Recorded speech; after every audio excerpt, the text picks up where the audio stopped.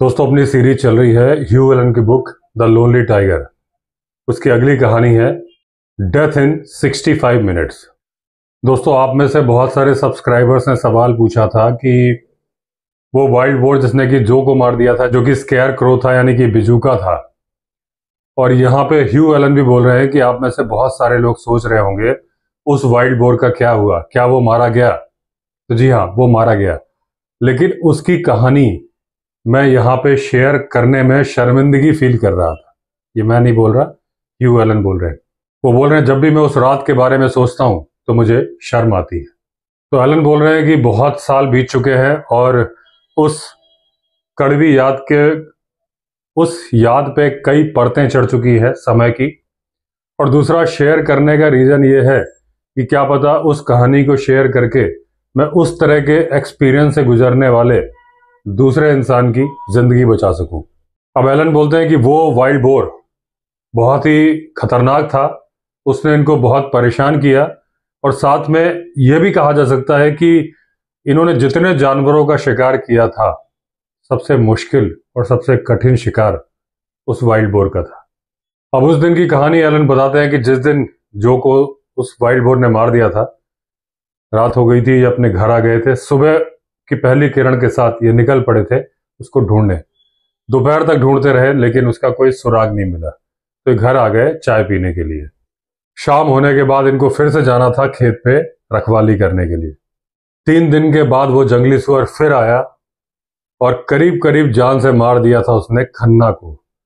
खन्ना इनके जो माली था उसका बेटा था, 10 साल का। अब खन्ना ने जैसे ही दिन का खाना खाया, वो नदी के किनारे गया पानी पीने के लिए। तभी वहां जंगली सुअर ने उस पर अटैक कर दिया और उसका पेट, जांग सब फाड़ दी। और उसकी जान इसलिए बच गई कि दूसरे जो चरवाहे थे और आसपास के जो लोग थे वो उसकी तरफ दौड़ पड़े और जंगली सुअर डर के भाग गया।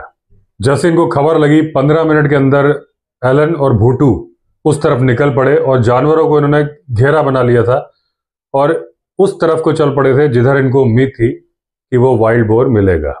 अब ये जानवरों के साथ घेरा क्यों बना रहे थे कि जब इतने सारे पैर दिखते, वाइल्ड बोर की हाइट कम होती है, तो वो ध्यान नहीं देता कि इसके पीछे कौन है।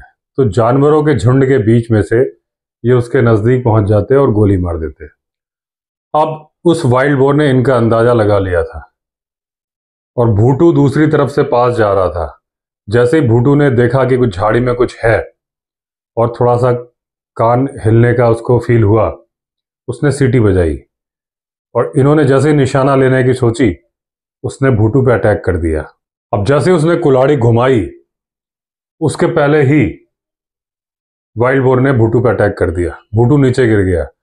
अब ये गोली नहीं मार पा रहे थे क्योंकि जमीन पे भूटू था, उसके ऊपर वाइल्ड बोर था। गोली मारते गोली भूटू को लग जाती। अब थोड़ी देर के अंदर उसने गिव अप कर दिया और जल्दी से वो अपने शेल्टर के लिए भागा वाइल्ड बोर। इधर इसके काफी चोट लगी थी भूटू को। इनके जानवरों में एक जानवर, थोड़ा सा एक बछड़ा घायल हो गया था। भूटू बुरी तरह से तकलीफ में था। ये 12 बोर की बंदूक लेके कांप रहे थे और एकमात्र कंसोलेशन जो अपने आप को दे रहे थे कि उस जंगली सुअर के भी सर में दर्द तो हो गया होगा इतने सारे अटैक से। 3 दिन बाद तेंदुखेड़ा के कुछ आदमी जा रहे थे और सामने से उनकी तरफ दौड़ के आता हुआ दिखा वाइल्ड बोर। अब उन 3 आदमियों में से 2 तो पेड़ के ऊपर चढ़ गए, तीसरा नहीं चढ़ पाया। उसको बुरी तरह से रौंद दिया जंगली सुअर ने।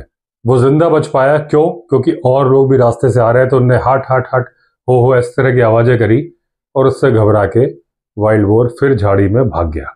अब ये वाला वाइल्ड बोर बहुत ही खतरनाक हो चुका था, बिना प्रोवोक किए हुए अटैक कर देता था लोगों पे। उसके बाद वो किसी को जान से नहीं मार पाया। उसका रीजन था कि उसको अकेला आदमी मिला नहीं। अब रात को रखवाली करने के लिए एलन जहां बैठते थे, तो वो उन खेतों को नेग्लेक्ट कर देते थे जहां पे उस वाले वाइल्ड बोर के मिलने की संभावना होती थी। उसका रीजन था कि इनको पहचान में नहीं आता था, इतने सारे वाइल्ड बोर थे, कैसे पहचानते कि वो वाला वाइल्ड बोर है। और क्योंकि मूंगफली अपने सबसे ज्यादा स्वादिष्ट हो चुकी थी, तो जंगली सुअरों का आना जाना तो लगा हुआ था। अब इनको एक दिन एक शॉट मारने का और मौका मिला। सुबह सुबह जा रहे थे, सूरज उग ही रहा था पहाड़ी के पीछे से और इनको जाता हुआ दिखा। वो इनको इसलिए नहीं देख पाया कि सूरज की रोशनी सीधे उसकी आंखों में आ रही थी। लंबा शॉट था, मारने में चांस था। अब इन्होंने जब गोली मारी तो वहां जाके देखा तो थोड़ा सा स्किन का टुकड़ा पड़ा हुआ था और थोड़ा सा मांस पड़ा हुआ था। मतलब गोली उसको लग के निकल गई थी, लेकिन वो निकल गया था। अब ये नहीं पता था कि मरने वाला है कि केवल घायल होकर रह जाएगा।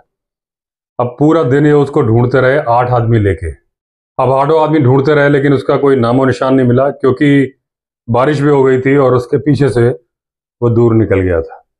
इनको बीच बीच में आवाजें तो सुनाई पड़ी थी, ये पक्का भी नहीं था कि उसी सुअर की आवाज है, और बारिश होने के बाद फिर वो दूर निकल गया। अब एक दिन इनको बिजनेस के सिलसिले में बाहर जाना पड़ा। जब ये लौट के आए तो इनको मालूम चला कि वो वाइल्ड बोर दिखा था। अब इन्होंने बहुत ही अफसोस किया कि इतना अच्छा मौका निकल गया। मौका अच्छा क्यों था? क्योंकि वो खुले में सो रहा था, मतलब मारना ही मारना था शॉट। अब इनका जो दूसरा शिकारी था मीतू, उसकी वाइफ लकड़ियां इकट्ठे करने गई थी। वो चल के आ रही थी तो घास में कुछ काला काला दिखा। जब तक वो समझ पाती, उसे एहसास हुआ कि ये वही वाला वाइल्ड बोर है, लेकिन उसके पास प्रेजेंस ऑफ माइंड था और वह समझदार थी। उसने धीरे से लकड़ी का गट्ठा नीचे उतार दिया और तेजी से चलते चलते निकल आई। अब जब मीतू की वाइफ वहां से निकल के आ रही थी तो उसने देख लिया था एक निगाह, और उसके राइट वाले पैर में खून लगा हुआ था। और दूसरा, उसने एक बात और बोली कि उसका जो दांत है, कैनाइन दांत, राइट साइड वाला दांत एकदम सीधा है। और उसने एक पेपर नाइफ उठा के बताया कि जैसा ये 9 इंच का पेपर नाइफ है, करीब करीब ऐसा ही उसका दांत है। तो उन्होंने उसकी बात को ध्यान नहीं दिया और बोले कि देखो, इस इलाके में इतने लंबे दांतों वाले जंगली सुअर नहीं मिलते हैं। लेकिन जब बाद में इनको मालूम चला तो मीतू की वाइफ सही बोल रही थी। उसका जो लेफ्ट वाला कैनाइन दांत था वो नॉर्मल था, जैसा सुअर का होता है। राइट वाला डी शेप हो गया था और बड़ा पतला सा लंबा सा था, और वो दांत हिल रहा था। जब इन्होंने उसको मार दिया था बाद में, तो निकाला तो इजीली खींच के निकाल लिया। और रीजन साफ था, एक गोली, मटर के दाने के आकार की लेड की गोली धसी हुई थी। और जब उसको मारा गया तो उस गोली के अलावा 29 और गोलियां उस जंगली सुअर के अंदर से निकाली गई। अब जब ये आए तो उस तरफ चल पड़े, क्योंकि मीतू की वाइफ ने बोला था कि जब वो निकल के आई थी तो वाइल्ड बोर को मालूम नहीं चला था। तो उन्होंने सोचा कि अगर वो इतनी गहरी नींद में है तो हो सकता है अभी भी सो रहा हो। अब शाम के 7:30 बज रहे थे, और जहां पे वाइल्ड बोर सोता हुआ मीतू की वाइफ को दिखा था, वहां से एक रास्ता पगडंडी जाती थी नदी की तरफ, एक रास्ता जाता था खेतों की तरफ। अब इन्होंने डिसाइड किया कि खेतों की तरफ वाले रास्ते में उसका इंतजार करेंगे, क्योंकि नदी की तरफ तो वो पानी पी के आ चुका होगा। वैसे तो इस रास्ते को यूज करना बड़ा मुश्किल था, लेकिन एक चांस था, क्योंकि यहाँ खाना था, मूंगफली के खेत थे, तो वो खाना खाने आता। अब इन्होंने जो छिपने की जगह थी, एक बाउंड्री थी, वहां तारों का एक बाड़ सी लगी हुई थी, और इससे इनको लग रहा था कि वाइल्ड बोर इनको देख नहीं पाएगा, और देख भी लेगा तो इनके ऊपर अटैक नहीं कर पाएगा। चारों तरफ जो घेराबंदी थी। अब इनको बैठे बैठे करीब 2 घंटे हो गए, और 2 घंटे के बाद काली घटा यानी कि काले बादल छाने लगे, और वो तेजी के साथ बादल आए, बिजली चमकने लगी, बहुत जोर जोर से बादलों की गड़गड़ाहट, जो तारों की रोशनी आ रही थी जिससे देख पा रहे थे जंगल को, दिखाई देना बंद हो गया। फिर बारिश भी आ गई। अब जब बारिश आ रही थी तो ये अपनी जो कुर्सी इन्होंने लगा रखी थी उसमें बैठे थे, तो बोले जहां ये बैठे हैं वहां तो बारिश नहीं आएगी, ये सूखे रहेंगे, गीले नहीं होंगे, लेकिन जो बादलों की गड़गड़ाहट है उसके चलते वाइल्ड बोर के आने की साउंड नहीं सुनाई देगी, और इनको मालूम नहीं चलेगा कब वो आएगा और कब निकल जाएगा। अब इन्होंने डिसाइड किया कि वहीं बैठ के इंतजार करेंगे। हालांकि ये आइडिया उनको बहुत पसंद नहीं था, क्योंकि जो हवा थी, बहुत तेज हवा इनकी पीठ की तरफ से आ रही थी, और अगर जंगली सुअर सामने की तरफ से आता तो इनकी स्मेल उस तक पहुंच जाती। उसकी स्मेलिंग पावर बहुत अच्छी थी, वो फौरन दौड़ के आता और इन पे अटैक करता। इसलिए बंदूक इन्होंने अपनी थाइस पे रख ली, घुटनों के पास, ट्रिगर पे उंगली, क्योंकि इन्हें जो भी एक्शन लेना था बड़ा ही तेजी के साथ लेना था। अब इनको जो गड़गड़ाहट थी और जो हवा की आवाज थी उससे, और क्योंकि ये पूरा ध्यान लगा के सुन रहे थे, इनको लग रहा था इनके कान के पर्दे फट जाएंगे।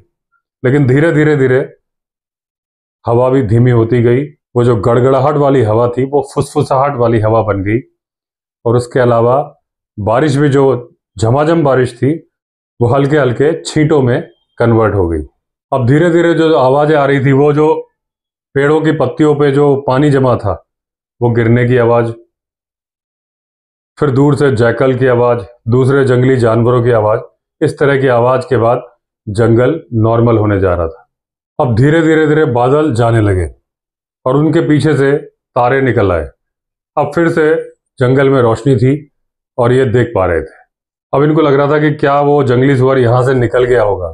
फिर इनको लगा ऐसा नहीं है, क्योंकि उसकी नाक बहुत तेज है और पक्का उसने इनको सूंघ लिया होता, इतनी तेज हवाएं चल रही थी। दूसरा, ये 18वीं रात थी जब ये उस जंगली सुअर को मारने के लिए बैठे हुए थे। उसके शरीर में 2-3 घाव थे जो इन्होंने दिए थे।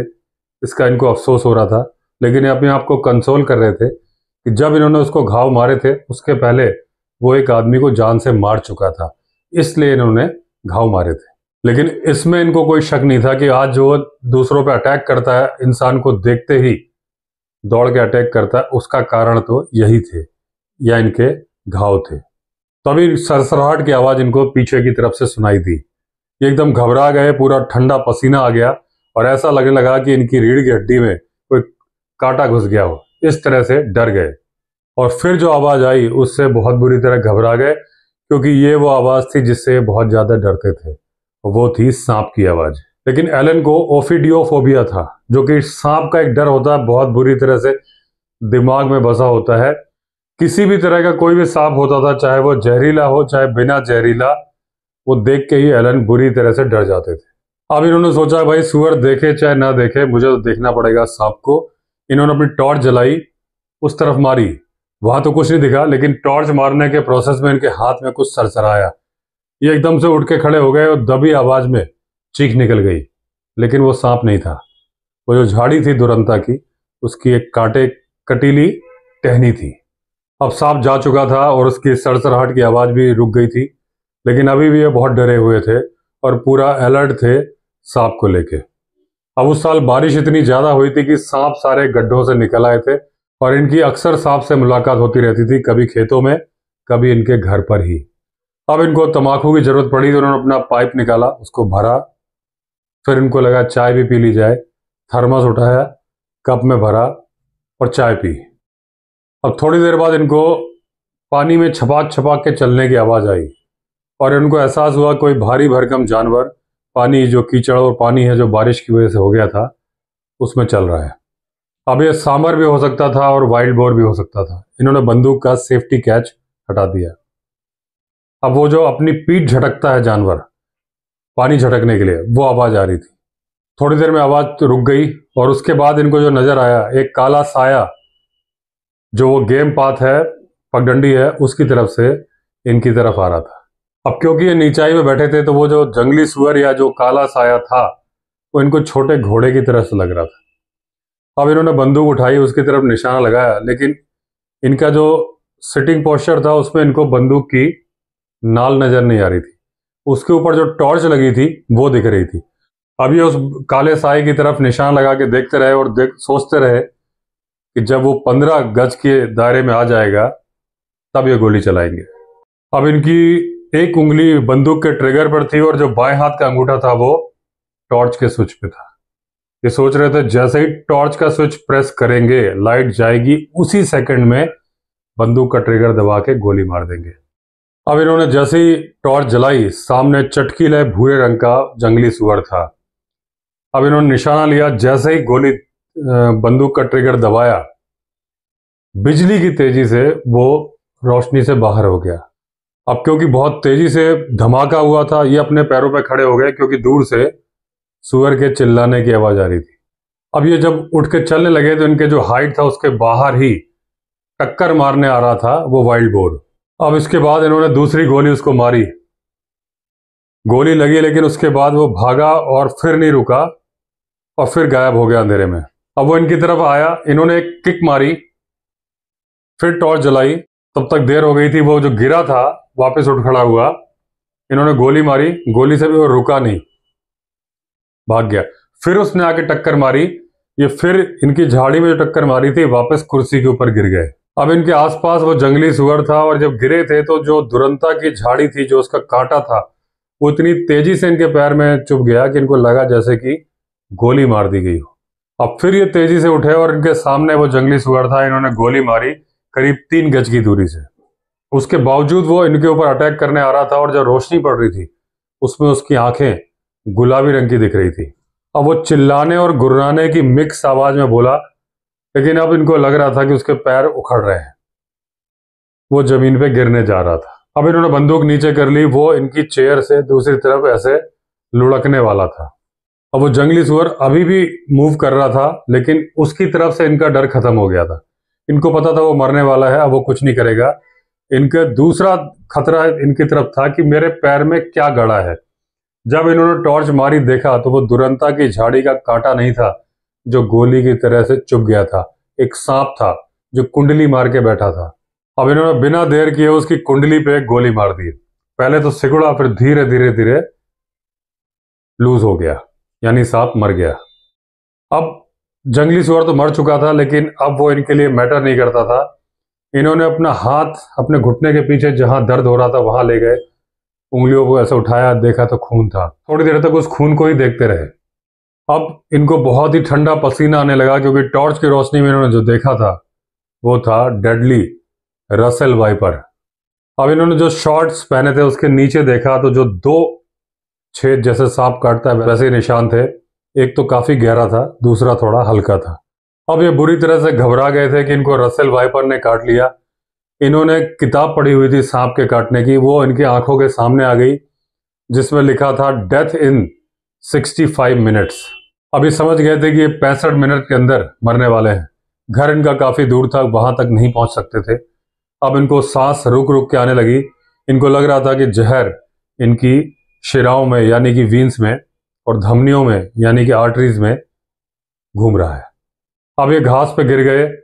अब इनको आसमान में तारे नजर आ रहे थे और इनको समझ में आ गया था कि इनका अंत नजदीक है। तब इनको एक आवाज आई, किसी तरह से इसको रोको। फिर इनको एक टेक्निक पता थी जिसमें कि ब्लड को बाहर निकलने से रोकते हैं। इन्होंने अपनी शर्ट उतारी, शर्ट को इन्होंने चीरा और जो घाव था उसके पास में बहुत ही टाइट करके बांध दिया। अब इनको जो पसीना आ रहा था वो हल्का हल्का आने की जगह पूरे धारा बह चली थी। टॉर्च की रोशनी में जो इनके पास में थर्मस पड़ा हुआ था वो दिखा, उसके पास में एक चाइना कप पड़ा हुआ था। अब उन्होंने उससे चाय निकाल के पी, थोड़ी इनको ताकत आई। फिर एक बार चाय पी तो इनको ऐसा लगा कि इनमें इतनी ताकत आ गई है कि ये घर तक पहुंच जाएंगे। अब इनको अपने पैरों में जान नजर नहीं आ रही थी। तब इन्होंने टॉर्च मार के देखा, इनके दिमाग में एक आइडिया आया कि इनके पास एक चाकू है। फिर उन्होंने सोचा कि जो इनके दिमाग में आइडिया है क्या वो कर पाएंगे, क्या इनके अंदर उतना साहस है कि अपने मांस को चाकू से काट पाए।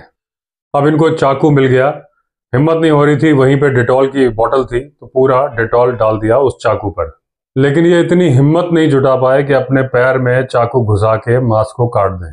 अब इनको पास में एक सफेद सफेद से कुछ दिखा तो वो चाइना वाला कप था और इनके दिमाग में एक आइडिया आया।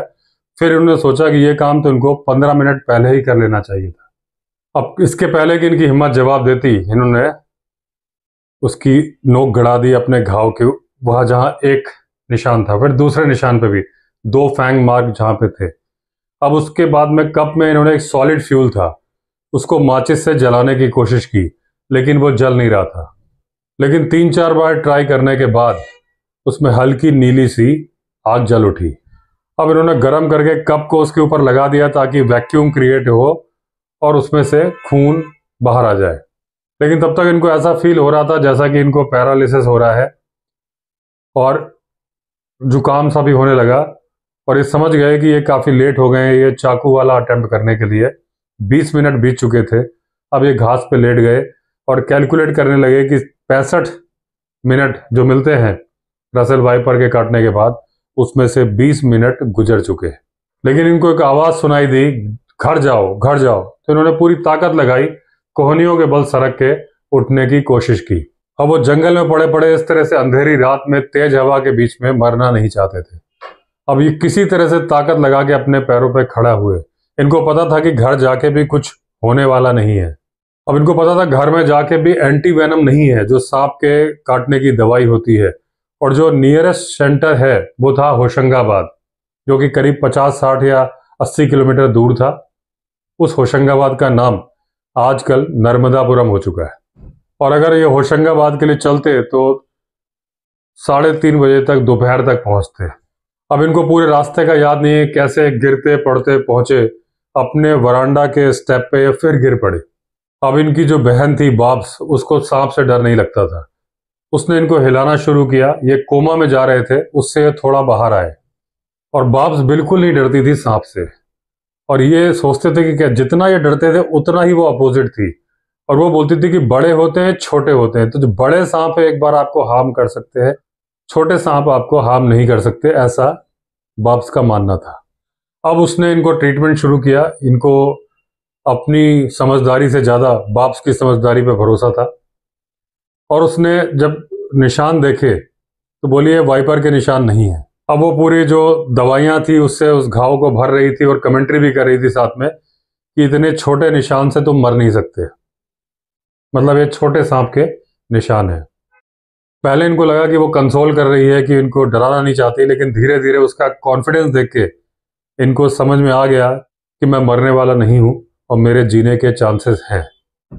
अब ये कुछ बुरा फील नहीं कर रहे थे, और 1 घंटे से ऊपर हो चुका था जो इनके दिमाग में था कि 65 मिनट ये जीने वाले हैं। ये इनको समझ में आ गया था कि इनके जीने के चांसेस हैं। अब ये अपने आराम से चल भी पा रहे थे। उनको जहर का किसी तरह का नामो निशान नहीं मिल रहा था। जो दर्द था वो इनकी खुद की ही जो सर्जरी इन्होंने की थी उसकी वजह से। अब ये कह रहे हैं कि इसमें कोई डाउट नहीं था कि जिसने इनको काटा था वो रसल वाइपर था, जो इस आजकल के जंगल में सबसे खतरनाक जहरीले सांप थे। लेकिन पता नहीं क्या हुआ था, किस वजह से उसने काटा था, लेकिन उसका जहर अंदर नहीं जा पाया था।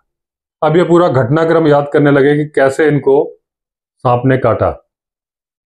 जब ये तेजी से जंगली सुअर के लिए उछल के खड़े हुए तो इनके जूतों पे कुछ टक्कर मारने के इनको फील हुआ था। वो था रसल वाइपर, जिसने कि 4 बार जूतों पे काटा, उसका जहर निकल गया। उसके बाद जंगली सुअर आया तो हो सकता है उसने जंगली सुअर को भी 1 या 2 बार काटा, जो बचा खुचा जहर था वो भी निकल गया। फिर जब उसने इनको काटा तो दांत इनके शॉर्ट्स से गड़ के, मोटे शॉर्ट्स से क्रॉस करने के बाद अंदर गड़े थे, तो उसके अंदर जहर बचा नहीं था सांप के अंदर। अब ये सोचने लगे कि वो जो ठंडा पसीना आ रहा था वो क्यों आ रहा था, और जो मुझे पैरालिसिस फील हो रहा था वो क्यों हो रहा था, क्योंकि ये सब रियल था, कोई इमेजिन नहीं किया था इन्होंने। और बार बार इनके मन में थॉट आ रहा था 65 मिनट, 65 मिनट। अब दोस्तों यहाँ पे मैं अपना पॉइंट डाल दूं, क्योंकि मेरा सब्जेक्ट बायोलॉजी था। हमारे 12th क्लास में हमारे कोर्स में स्नेक का एक चैप्टर था, तो उसमें जो हमें पढ़ाया गया था कि जितनी स्नेक बाइट से डेथ होती है उसमें से केवल 10% सांप ही जहरीले होते हैं। 90% सांप जहरीले नहीं होते, लेकिन आदमी मर जाता है। उसका रीजन होता है दहशत। यहाँ ये भी दहशत में थे। ये एलन बोल रहे हैं ठंडा पसीना। जैसे ही इन्होंने रसल वाइपर के निशान देखे, ऑटोमेटिकली इनके ब्रेन ने दहशत का साइन दे दिया और इनको सब कुछ फील होने लगा, ठंडा पसीना। फिर इनको अपने आप इनको पैरालिसिस फील होने लगा, जबकि बॉडी में जहर गया ही नहीं था। ये वही दहशत है। और इसी से रिलेटेड एक बात मैं बता दूं आपको कि पुराने जमाने में गांव में ओझा के पास इलाज कराने जाते थे, झाड़ फूंक वाले के पास। सांप काटे तो झाड़ फूंक से इलाज कराओ। 100 बंदों को झाड़ फूंक के लिए खेतों में लोग काम करते थे, अक्सर सांप काट लेते थे। इलाज के लिए डॉक्टर के पास लेके नहीं जाते थे, झाड़ फूंक के लिए ले जाते थे। 100 बंदे लेके जाते थे, उसमें से 90 ठीक हो जाते थे। रीजन, उनको जहरीले सांप ने काटा ही नहीं था। वो दहशत में थे, लेकिन जैसे ही ओझा ने अपने मंत्र और झाड़ फूंक किया, उनके अंदर कॉन्फिडेंस आ गया था कि अब तो मैं ठीक हो जाऊंगा, इस फेमस ओझा ने मेरा इलाज किया है। जब उनके दिमाग से दहशत हट जाती थी तो जिनका हार्ट फेल होने वाला था, नहीं होता था, वो ठीक हो जाते थे। 10% मर जाते थे जिनको जहरीले सांप ने काटा था। तो उनका दहशत खत्म होती थी, लेकिन उनके बॉडी में जहर था, वो अपना काम कर देता था। इस तरह से पूरे अंधविश्वास चलता रहा कि सांप काटने का ट्रीटमेंट ओझा है, झाड़ फूंक है। तरीका यही था कि जिनको जहरीले सांप नहीं काटते थे वो तो कॉन्फिडेंस की वजह से ठीक हो जाते थे, और जिनको इलाज के लिए नहीं ले जाया जाता था वो तो मर ही जाते थे, क्योंकि उनको दहशत हो जाती थी। सबके दिमाग में ये बात बस गई, रच गई, बस गई कि अगर ओझा के पास जाओगे तो ठीक हो जाएगा, और 90% लोग ठीक होते थे क्योंकि वो जहरीले सांप से नहीं काटे जाते थे। यही कॉन्फिडेंस दोस्तों मैं आपको बता दूं कि जब मैं आपको बोलता हूं कई बार कि टाइगर से मत डरिए, लेपर्ड से मत डरिए, कई लोग 90% लोग मानते हैं, मतलब ये बात मानते हैं कि मैं सही समझा रहा हूं। 10% लोग समझते हैं, कमेंट भी लिखते हैं कि एक दिन आपका काम टाइगर ही करेगा, लेपर्ड करेगा, एक दिन एक था टाइगर हो जाएगा, एक था विवेक अवस्थी हो जाएगा। ऐसे बहुत सारे कमेंट लोगों ने लिखे। देखिए, होने को तो कभी भी कुछ भी हो जाएगा। सड़क पे चलती हुई गाड़ी में भी लोगों के एक्सीडेंट होते हैं। मैं जो यहाँ बताना चाह रहा हूँ इस स्टोरी में, सांप से मैं टाइगर पे कैसे आ गया, कुछ बात मुझे याद आ गई अचानक से। मैं एक सिंगर कनाडा में ट्रैकिंग के लिए गई थी और वो बहुत ही 19 साल की उम्र थी, बहुत ही टैलेंटेड सिंगर थी। एक कंसर्ट उन्होंने कंप्लीट किया था और दूसरे में जाना था, उसके पहले ट्रैकिंग में चली गई। और उनके साथ कोई फ्रेंड भी था और उनके पास एक चाकू भी था। डे ट्रैक था, उनको नाइट हॉल्ट नहीं करना था और उस ट्रैक को बहुत सारे लोग करते थे। वहां पे सियार की तरह से एक छोटा जानवर होता है, केवटी ऐसा कुछ नाम होता है, नाम मिस कर रहा हूं उसका। वो किसी को नुकसान नहीं पहुंचाता और उसको कभी किसी को मारते हुए नहीं सुना गया था। जब ये लोग ट्रैक करके वापस आ गए और अपनी कार पार्किंग की तरफ जा रहे थे, इनका फ्रेंड सामने से चला गया। वो जानवर खड़ा हुआ था, सियार की तरह का जानवर था, लेकिन इनके मन में डर आ गया। और डर आने से, जैसे मैंने बताया कि कुत्ते भी सूंघ लेते हैं, जब हमारे एड्रिनलिन हार्मोन निकलता है हमारी बॉडी से तो कुत्ते सूंघ लेते हैं। एड्रिनलिन हार्मोन को बोला जाता है फाइट और फ्लाइट हार्मोन, हमारी बॉडी में होता है, जो हमसे बोलता है जब हमारे सामने कोई खतरा आता है तो बॉडी को प्रिपेयर करता है, फाइट और फ्लाइट। इसका मतलब या तो लड़ो, लड़ सकते हो तो लड़ो, या भागो, फाइट और फ्लाइट। उसमें क्या करता है वो, आपके गैर जरूरी चीजें बॉडी की धीमी कर देता है, क्योंकि बॉडी के रिसोर्सेस तो उतना ही है। हार्ट बहुत तेजी से पंप करना शुरू करता है। और जो गैर जरूरी चीजें हैं वो क्या है, हाजमा, वो हाजमे को रोक देता है, वहां की पावर को हार्ट पे लेके आता है, मसल्स को स्ट्रांग करता है, आपके गूज बम्स आ जाएंगे, रोंगटे खड़े हो जाएंगे, आप पूरी तरह से प्रिपेयर हो जाएंगे या तो लड़ने के लिए या भागने के लिए। अब इस प्रोसेस में क्या होता है, जब वो हार्मोन निकल रहा होता है और जब आपको तेजी से पंप मारता है हार्ट, तो आपकी बॉडी में पसीना आता है। पसीना ब्लड से रिलेटेड ही होता है। मैंने आपको एक बार बताया था फंक्शन क्रोसिन का, कि क्रोसिन जो मेडिसिन होती है, जब हमें बुखार आता है तो हम क्रोसिन क्यों लेते हैं। क्रोसिन का केवल एक काम होता है कि वो ब्लड को पतला करके ऊपरी सरफेस में ला देती है। जैसे ही आप क्रोसिन खाते हो, आपके जो डर्मिस एपिडर्मिस होती है बॉडी के स्किन के ऊपर, जो पतली पतली वेन्स होती हैं, उसमें ब्लड को ला देती है। अब ब्लड को लाने से क्या होता है, पसीना आता है। पसीना आएगा तो जिस तरह से पसीना, कभी भी आपको पसीना आ रहा है तो आपको हाथ में ठंडा लगता है। रीजन, जो पसीना वेपोरेट होता है तो उस जगह की हीट को खींच लेता है। तो इस तरह से जब ब्लड बार बार आपकी स्किन के ऊपर आने लगता है और पसीना बन के उड़ता है, तो आपका बुखार उतर जाता है। यही प्रोसेस है क्रोसिन का। मैं डॉक्टर नहीं हूं तो क्वैक, अधजल गगरी छलकत जाए, लेकिन जो थोड़ा थोड़ा नॉलेज, और मैं सिविल सर्विसेज का स्टूडेंट था, मैंने RAS क्वालिफाई किया था, तो सिलेक्शन नहीं हो पाया था फाइनल। तो मैंने GS इतना पढ़ा है कि कभी भी किसी बात में मेरे दिमाग में कोई ना कोई बात आ जाती है। यहाँ अचानक से मेरे बात में आ गई, ये सब प्रिपरेशन नहीं है, अचानक से बातें आ जाती है। तो जो क्रोसिन है, यहाँ सांप से लेके क्रोसिन आ गई, लेकिन मैं सारी बातों के तार जोड़ के बता रहा हूं आपको कि जिस तरह से क्रोसिन बुखार कम कर देती है क्योंकि ब्लड ऊपर आ जाता है। अब क्रोसिन को साइड में रखते हैं, यहाँ पे हम एड्रिनलिन हार्मोन पे आ जाते हैं। वो हार्ट बहुत तेजी से पंप करता है। जब भी आपको बहुत तेज आपकी धड़कन बढ़ती है, दौड़ते भागते हार्ट तेजी से पंप करता है, अगला प्रोसेस होता है पसीना आने का। तो पसीना आ जाएगा। पसीना आने से जो आपका वो हार्मोन निकला हुआ था अंदर, एड्रिनलिन हार्मोन, पसीने से आउटर सर्फेस पे आ जाता है और वो उड़ता है इवेपोरेशन से, उसको जानवर सूंघ लेता है। तो हार्मोन आपके अंदर आया हुआ था, लेकिन सामने जानवर ने कैसे सूंघा, वो प्रोसेस मैंने आपको समझाया। वो उस फाइट और फ्लाइट हार्मोन का फंक्शन है, हार्ट को जोर से पंप करना, उसके थ्रू बाहर डर, आपका डर केमिकल के थ्रू, स्मेल के थ्रू जानवर को पसीने के माध्यम से मालूम चल जाता है। वो सिंगर डर गई, वो जरूरत से ज्यादा, वो नॉर्मल कुत्ते की तरह का जानवर था, लेकिन उसने उनका डर सूंघ लिया, उनको खींच के ले गया। उनका साथी को लगा कि कुछ चिल्लाने की आवाज है, कुत्ते, उनकी पूरी केवटी या वो सियार की तरह जानवर होता है, मैं नाम मिस कर रहा हूं, गूगल कर लेना आप भी। फिर उनको समझ में आया कि औरत के चीखने की आवाज है, तो बाकी लोग भी जो पार्किंग लॉट में थे भागे, वहां पहुंचे, देखा तो वो गिरी पड़ी है, ऊपर वो जानवर खड़ा हुआ है।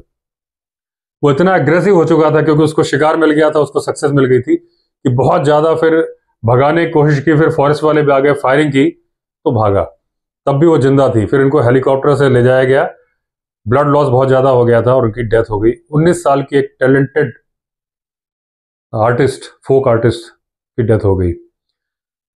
अगर उनको ये बात पता हो कि मुझे डरना नहीं है, इस बात का मजाक तो बहुत लोग बनाते हैं कि सबसे पहले आपको डरना नहीं है। लोगों को लगता है टाइगर से आप डरोगे नहीं, लेपर्ड से आप डरोगे नहीं, कैसे हो सकता है? होता है भाई, मेरा वीडियो देख लो, लेपर्ड चेज, बगल में लेपर्ड था झाड़ी के पीछे, और मैं नहीं डरा था इसीलिए बचा। अगर डर गया होता तो वो हार्मोन निकलता, सूंघ लेता और पहला शिकार करता, क्योंकि वो डरे हुए पे ही अटैक करता है। तो सारा इस कहानी का उससे कोई लेना देना नहीं था। मैं उस टॉपिक पे आ गया क्योंकि ये डर गए रसेल वाइपर का निशान देख के कि मैं तो 65 मिनट में मरने वाला हूं। तो इनके दिमाग ने ही इनके अंदर ठंडा पसीना ला दिया, इनके बॉडी में पैरालिसिस आ गया, सब कुछ आ गया, क्योंकि दिमाग ही वो काम कर रहा था। तो कॉन्फिडेंस रखने से सब ठीक हो जाता है। ये सारी लंबी कहानी का सार ये था। अब इन्होंने उस किताब को ढूंढा जिसमें लिखा था कि डेथ इन 65 मिनट्स। तब इन्होंने देखा कि ये दूसरे सांप को लेकर डर रहे थे, मतलब इन्होंने पूरी किताब ढंग से नहीं पढ़ी थी और इनके दिमाग में वो डर आ गया था। वो जो 65 मिनट की डेथ लिखी थी वो रसेल वाइपर के लिए नहीं थी, कोबरा के लिए थी, नाग।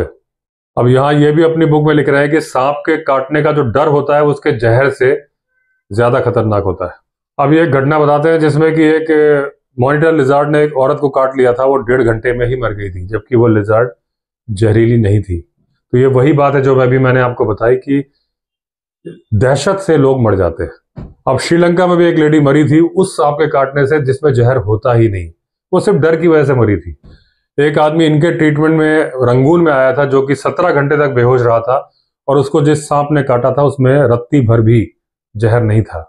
अब ये पूरा घटनाक्रम याद कर रहे थे जो शुरू में इन्होंने बोला कि इसको कहानी को बताने में उनको शर्मिंदगी आ रही थी कि डरना नहीं चाहिए, जो इन्होंने डर के अपने आप को मौत के मुंह में पहुंचा दिया था। जबकि ऐसा भी हो सकता है कि आपको जहरीला सांप काटे और और उसका जहर अंदर ना जाए। तो इस कहानी का मोराल यही है कि डर की वजह से हम अपनी समस्या को बढ़ा देते हैं। तो दोस्तों, ये थी कहानी डेथ इन 65 मिनट्स। अब हमारी अगली कहानी वो होगी जिसके नाम पे पूरी किताब लिखी गई है, द लोनली टाइगर। तो चलिए दोस्तों, अगर आपने चैनल सब्सक्राइब नहीं किया है तो चैनल सब्सक्राइब कर लीजिए। फिर मिलते हैं अगले वीडियो में, तब तक के लिए all the best. Vande Mataram.